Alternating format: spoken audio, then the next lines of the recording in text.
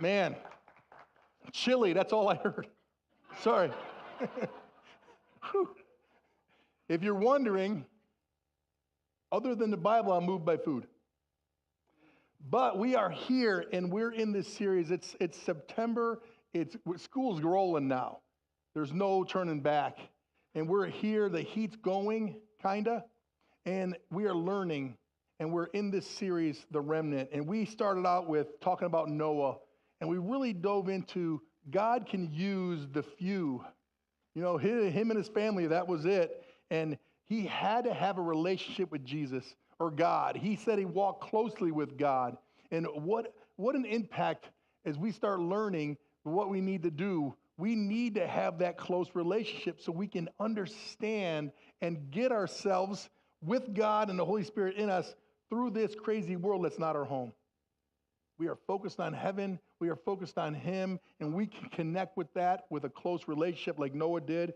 Man, there's going to be great benefits. Now, it won't be perfect, but man, to have peace and joy even in the hardest times, that's what he offers us, a peace of heart and mind that the world cannot give. So we got to stop looking for the world. Then we talked about Elijah last week, and we talked about how he uses the ordinary. Elijah, he was from this land in Gilead, and he just came and he challenged the king, and he said he was a servant of God. So he studied and he talked to God and he prayed, and he did, even being bold to a king that wanted to kill him after. And he stayed true to that. And today we're going to dive into, learn about Jacob, who as he goes through, Isaac's son, and he goes through this transformation, at the end we're going to learn his name was changed to Israel. And he becomes that important figure in our history that is so incredible. See, he went through going through deception and to devotion, to where he was living and doing things, and his mom was kind of guiding him. And again, what I want you to understand is when we're going through these things, my desire is that you will open this up and read it. We're not hitting every single verse in these stories. We're giving you nuggets so you can dive in and learn and go in there and see everything about the story. So, man, remember, when you hear this, I'm skipping 2 verses to get us to a point to understand, to learn, to grow. Man, you have a relationship with God, and that's what he wants from you. So open up his word and study it and read through it. We're going to be learning and going through Genesis 27. So, man, when you go home this week, go through 27, 28. That's where we're going to be. Connect all the dots. But as we start this and learn about Jacob, see, he was a twin. His brother Esau was born right before him. It said Jacob was holding on to his foot, his heel. And see, he was the firstborn. And his dad, Isaac, really wanted to give his firstborn son the blessing. And he was that manly man. It said he was hairy and red. He liked to hunt and do all those outdoorsy things. And his dad really locked into that as well. And we're going to learn in Genesis 27 as we start in verse 1. It says, one day when Isaac was old and turning blind, he called for Esau, his older son, and said, my son, yes, father, Esau replied. I am an old man now, Isaac said, and I don't know when I may die. Take your bow and your quiver full of arrows and go out into the country to hunt some wild game for me. Prepare my favorite dish and bring it here for me to eat. Then I will pronounce the blessing that belongs to you, my firstborn son, before I die. We got to remember, if we're reading through, and we should, again, dive in ourselves. See, Esau gave up his birthright to Jacob because he was so hungry one day. And Jacob goes, I'll give you food if you give up your birthright. See, we understand what things start to happen when we do things because of our flesh. And see, as we go on, the boy's mother, Rebecca, hears this, and she is connected to her son Jacob. That's who she loves and wants to get this blessing. I know it's hard to believe that parents love other kids more, but we have 7, and whoever's here now in this room, I love the most. And if they're not in here, no, we're praying for them. No, but she really had a connection with Jacob. So here's what she does. she starts to encourage and tells him, listen, your dad is going to give your brother this blessing. And it says he reaches out and she tells him, you have to do this. You have to deceive him. Pretend you're your brother and get this blessing. See, we look in Genesis 27. But Jacob replies to his mom, Rebekah. He says, my brother Esau is a hairy man and my skin is smooth. What if my father touches me? He'll see that I'm trying to trick him and then he'll curse me instead of blessing me. But his mother replied, then let the curse fall on me, my son. Just do what I tell you. Go out and get the goat for me. See, his mother was persistent. And so Jacob followed what his mother wanted him to do. And he goes out and he starts putting this hair on him. And he starts wearing his clothes so he smells like him. His dad's blind now. So I love this one commentary Bible, study Bible, shares this. And I think it's so important for us to understand. It says, Rebekah became so wrapped up in her plan that she no longer saw clearly what she was doing. See, sin had trapped her and was degrading her character. See, so easy when we want something so bad in this world, we can get tripped up. Again, we can start to want that flesh so bad that we know what we ought to do, but we still sometimes do that wrong. And that's what we should get from a loving God that wants us to have a relationship, because he wants us to be able to repent. He wants us to talk with him. He wants us not to get caught up in this world. See, as Christians, we don't practice deception. We should grow and learn. Again, there's going to be battles. There's going to be hard choices. There's going to be things we struggle with and things we don't struggle with. And Satan's going to use everything we struggle with to make us struggle in this world. He's here to steal, kill, and destroy. So that's why we open up this word. That's why we share with you to learn and understand what is going on so you can be ready to understand when something's off. Even if it's your parent or a kid or a friend or a pastor is teaching you something off, you have a connection with God yourself. See, we learn to do what is right in his sight. We pray. We stay connected so we can do that. Again, if you're wondering how hard it is to get through life, there's going to always be challenges. God is so loving and honest. There will be trials and tribulations. We have to keep growing and keep seeking him so we can understand that. See, we remember repentance. And that repentance shows that we want a Lord and Savior. And that's who he came for. He came for us who are sinners that will fall short. And he came so we needed him. And when we need him, we understand we can't do it on our own, that we die to self, we become new. Now we start living for him. And see, now the Holy Spirit leads us and we get out of the way. It's not works. I love it. It's less than works. It's surrender. It's letting someone drive you, like driving Miss Daisy. You just get out of the way and say, God, I love you enough to do what the Holy Spirit's showing me and what the Word is showing me and what Jesus did in flesh, God in flesh, and I'm going to do it no matter if I don't understand it, because that's faith. That's what drives us. See, when we want that and we desire him, we might not be perfect, but we go, God, man, I struggle and please help me. And he's right there. He's right there to help us. And see, then we understand surrender and obedience to God. See, with this deception that Jacob and his mom plotted out, Esau develops a hate for his brother. You ever been there? Someone's done you wrong and it just starts building up and now you have this hate for somebody? And man, it's so hard to live when you hate someone. I'm telling you, if you have not seen what hate does, this world, just turn on the news. We've gone to hate, and hate makes us do things we would never think we would do, and it controls us. and it gets in us and it drives us. Look at what it says in Genesis 27:41. It says, from that time on, Esau hated Jacob because their father had given Jacob the blessing. See, remember, Jacob didn't really care about it when he was hungry. He gave it to him anyways. It just was one of those things you say. You just say some things sometimes. All right, you can have my blessing, just give me food. But see, it comes back.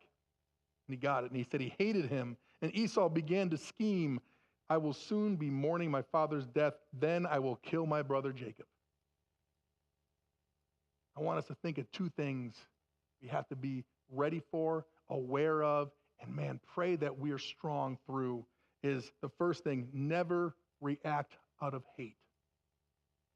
Never. If you feel that brewing in on someone, or you're hating someone, or someone stabbed you in the back, or someone took something that was yours, or whatever happened, pray before you do anything. Don't react out of hate. Second, don't think God won't use you because you've made some mistakes. See, as we go through this Jacob thing, he deceived. He lied about who he was. He was not honest. His mom was not honest. He did not stop him. God wants us to understand that we need him so you can walk and you can still be used. See, because of this fear, his mom's like, hey, your brother's going to kill you. You've got to leave. There's a hate going on. You're going to have to move. So Jacob has to move from his place that he lives at and goes, and his mom tells him, go to your uncle Laban and get out of here for a while. See, as he was traveling, no matter what he's done, see, he's still thinking and still has a relationship with God. He is a servant of God. It says in Genesis, he has a dream of what's going to happen. And it says in Genesis 28:10-15, it says, meanwhile, Jacob left Beersheba and traveled toward Haran. At sundown, he arrived at a good place to set up camp and stopped there for the night. Jacob found a stone to rest his head against and lay down to sleep.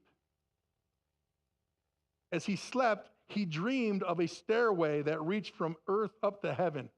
I think a band had the same dream. And he saw the angels of God going up and down the stairways. At the top of the stairway stood the Lord, and he said, I am the Lord your God, the God of your grandfather Abraham, the God of your father Isaac. The ground you are laying on belongs to you. I am giving it to you and your descendants. Your descendants will be as numerous as the dust of the earth. They will spread out in all directions, to the west and the east, to the north and the south. And all the families of the earth will be blessed through you and your descendants. What's more, I am with you, and I will protect you wherever you go. One day I will bring you back to this land. I will not leave you until I have finished giving you everything I have promised you. We should see this and understand, and it should inspire us to stay focused on God and to be like Jesus. See, he's with us. We have the Spirit in us.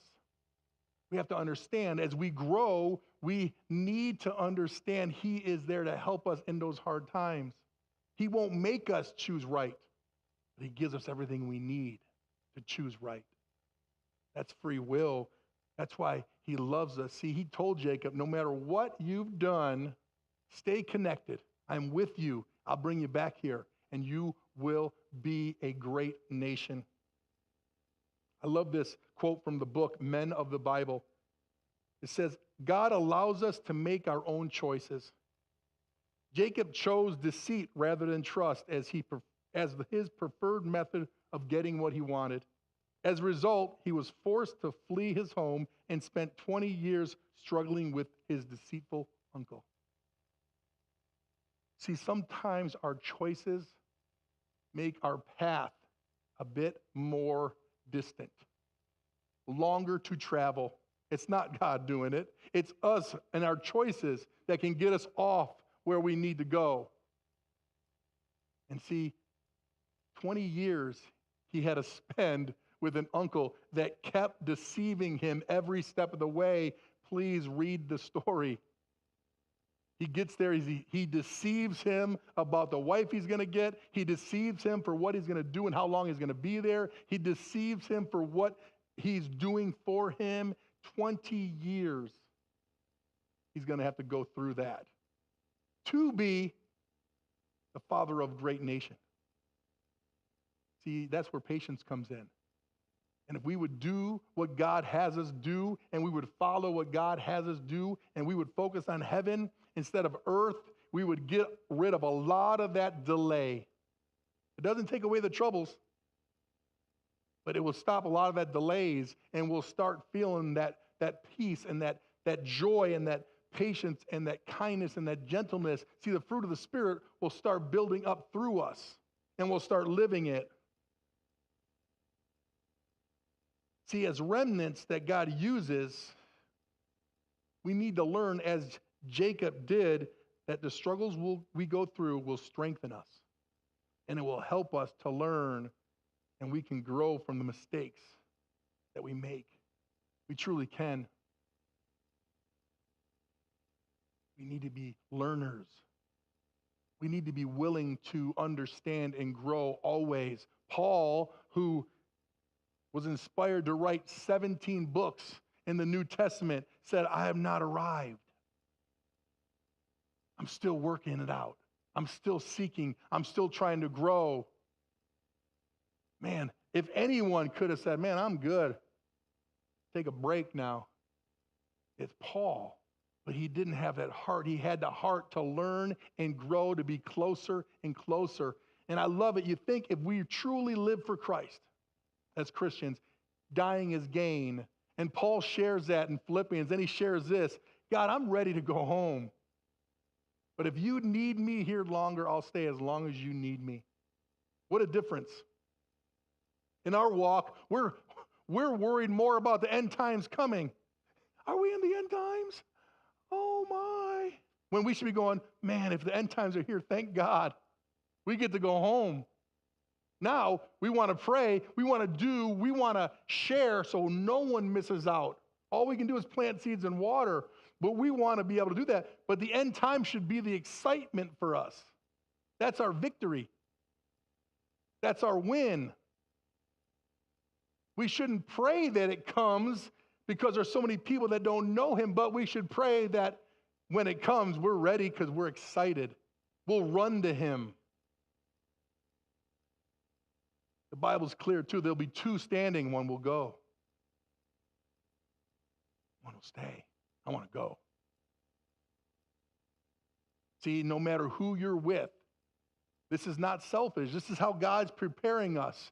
If we're walking with our best friends or our spouse or our kids and he comes, I'm going. I'm not looking back. I'm not doing what they did when she looked back to Lot and turned a pillar of salt, because that is where I don't want to be. I want to be home. Now I'm praying, and I know my wife and I are praying together that we get it. So I know she's going to be running next to me. She's just not Italian, so she won't be running as fast. It's okay. John said he beat Peter down to the tomb. There's competition. But I know she'll be coming. I don't need to turn back. And I pray our kids are coming. I pray our friends are coming. But see, that's the most exciting thing that we should long for. His return.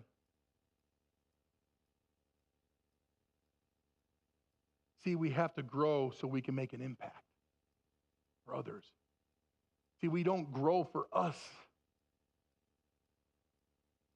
We grow so we can impact others. That's why it's so amazing that we have a God that loved us. He sent his son to die. See, every other religion is live to die. Christianity is die to live. That's why Jesus is the way, the truth, and the life. See, they're trying to live to get to something. We're living, and we're saying we're dying to self. So we die and we start living for Christ and we gain eternal life. Man, it's just the perspective that we got to understand. See, again, Jacob leaves with his wives and kids, and he sets out to follow where God is taking him 20 years later. I mean, I don't know. But God said, you'll be back here. I don't know if Jacob was sitting there going, 2 years are over. God, you said I'm going back. I got to stay here longer and longer. But again, we create some things that make us distant sometimes. In Genesis 31:13, it says, I am the God who appeared to you at Bethel, the place where you anointed the pillar of stones and made your vow to me. Now get ready to leave this country and return to the land of your birth. Now Jacob knows he is heading back to his birthplace. Who waits there for him? His brother who hated him, who wanted to kill him. He's going back.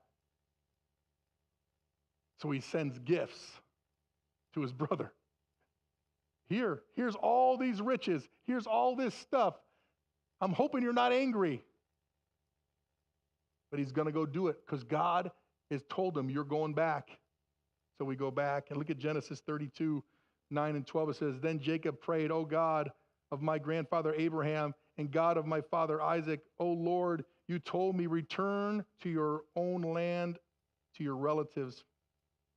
And you promised me, I will treat you kindly. I am not worthy of all the unfailing love and faithfulness you have shown me, your servant. I want us to get that. See, Jacob understands he's the servant. He is serving. See, Jesus came to serve. We are to serve him. We are not to just take it on and think it's just a cool patch to use whenever. We serve him, so we're engaged in it always. It says, when I left home and crossed the Jordan River, I owned nothing except a walking stick. Now my household fills 2 large camps. O Lord, please rescue me from the hand of my brother Esau. I am afraid that he is coming to attack me along with my wives and children. But you promised me, I will surely treat you kindly, and I will multiply your descendants until they become as numerous as the sand along the seashore, too many to count. See, he understands, but he still has a little bit of fear. So he's still kind of living, holding on to some worldly things. Because if God tells you he's going to bring you somewhere, and he brings it to it, he's going to bring you through it. I truly understand that. My aunt is 83, 82, my dad's older sister. And when I accepted Christ in 2005, we didn't talk much since I moved from New York. She's still in New York. And we started talking a little bit. And she was, excited about my new faith. My parents, not so much because I wasn't Catholic anymore. So they didn't get it. But my aunt had this relationship. She's like, man, I know you're going to do well. God brought you there. He's going to bring you through it. You got to believe it. We do. See, Jacob went, still holding on to some fear. He's given to God. Okay, you said it. I'm going to believe it.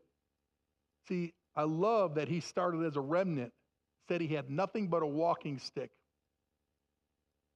But he was faithful to God. And he toughed it out.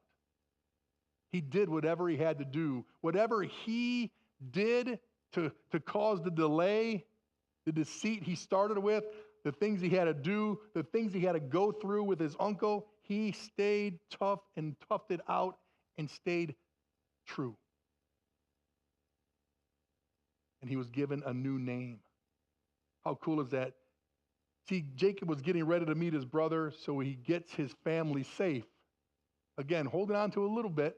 He might kill my wife and kids and all these people. I'm going to meet him alone. And he encounters a man and wrestles with him. I love this. Genesis 32:24-28, it says, this left Jacob all alone in the camp. And a man came and wrestled with him until the dawn began to break. When the man saw that he would not win the match, he touched Jacob's hip and wrenched it out of socket. Then the man said, let me go, for the dawn is breaking. But Jacob said, I will not let you go unless you bless me. He goes, what is your name? That man asked. He replied, Jacob. Your name will no longer be Jacob. The man told him, from now on, you will be called Israel, because you have fought with God and with men, and you have won. See, I love what Warren Wiersbe shares about this. He says, God meets us at whatever level he finds us in order to lift us to where he wants us to be. Do you hear that? Whatever we mostly get into, he will reach us to where he wants us. It says, to Abraham, the nomad, God came to him as a traveler. To Joshua, the general, he came as a soldier. Jacob had spent most of his adult life wrestling with people. He wrestled with his brother, he wrestled with his dad, he wrestled with his uncle, and even his wives. So God came to him as a wrestler. See, God knows what tugs our hearts. So pay attention. Watch for him. Seek him. Ask. Knock. How inclusive is that? I know the world thinks it's Christians are just self-centered and mean. No, he's the only one that's inclusive. You can ask and seek and knock. He will give you everything you need to live his truth. The problem is we want to live our truth, which means nothing to God. See, know you are in Christ. See, the love that starts to build will strengthen us. And he will give us the understanding we need to have to do God's will in this journey. And we need to have that strength. We need to be ready. We need to be full of his strength to do this journey, because it's a journey. It's a lifetime of learning and growing and shining and living for Christ. See, he goes from Jacob to Israel, and his 12 kids will be the tribes of the nations of Israel. See, there's Reuben and Simeon and Levi and Judah and Issachar and Zebulun and Joseph and Benjamin and Dan and Naphtali and Gad and Asher. That's the 12 tribes of Israel. That sets up this great nation that will continually go against God and have to pray back, and go against God and have to pray back.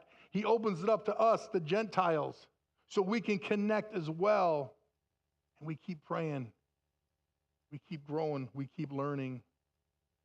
See, I hope you see that God in his love uses us and cares about his remnant. See, the ones wanting to go through the narrow gate. He loves us, but he's honest. And it's a narrow gate because of us and our struggles and our pleasure and the world telling us, oh, come on, you can do that. It feels right. You can be anything you want to be. Do you see the same thing he told Eve?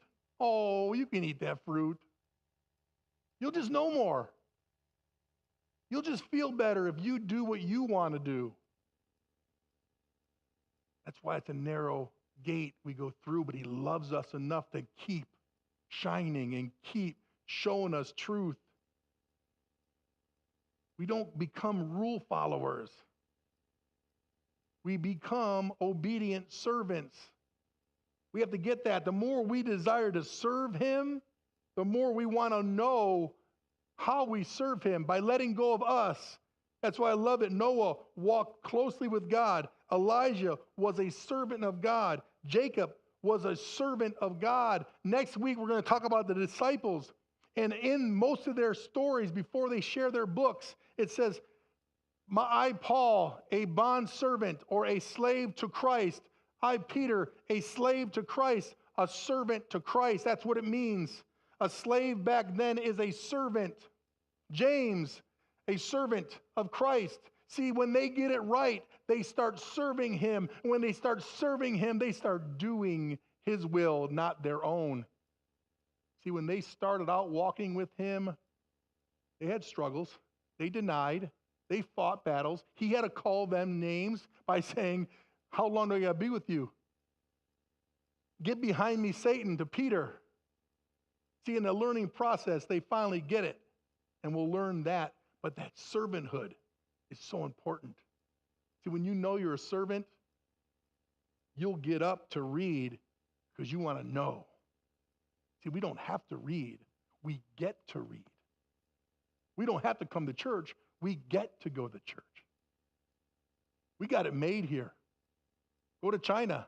You don't get to go to church. You got to hide and sneak to church. We get to be bold here without any repercussions yet. But then we become ready because we might have to someday hear the way it's going. That's why we stand up and we're bold and we say no to all the crazy. I love it. See, Jesus never said yes to the crazy.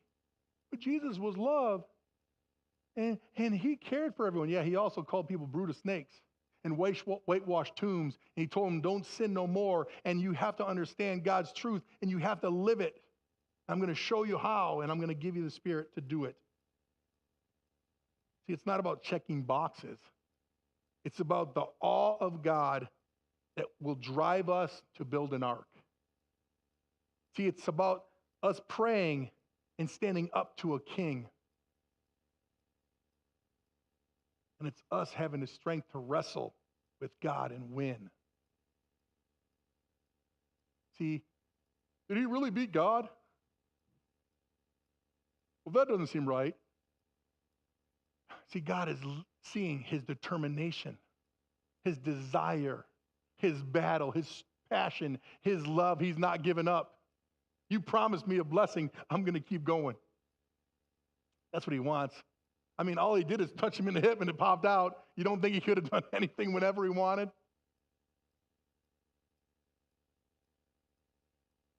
See, we stand up.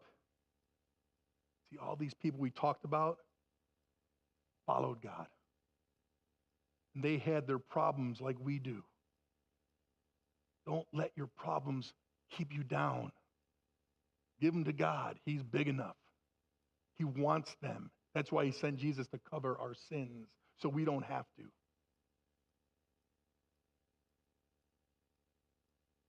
They still knew him and had a reverent fear of him. And that's what we need. Look at John 3:16. For this is how God loved the world. He gave his one and only Son, so that everyone who believes in him will not perish but have eternal life.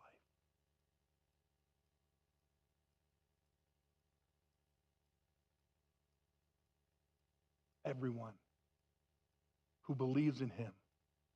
And belief means that you take him in and you let him live out and lead you. And will not perish, will have eternal life. I want to share this quote from John Bevere. In the book, The Awe of God, he says, here is the amazing truth. If we had been worth 1 penny less to God than the value of Jesus, then this exchange wouldn't have taken place. For God would not make an unprofitable deal to give something more valuable for something less valuable. Are you grasping how precious you are to God? You can't understand it until you sit back and go, oh man, I don't deserve this. Thank you, God. Look at this verse, John 17:23.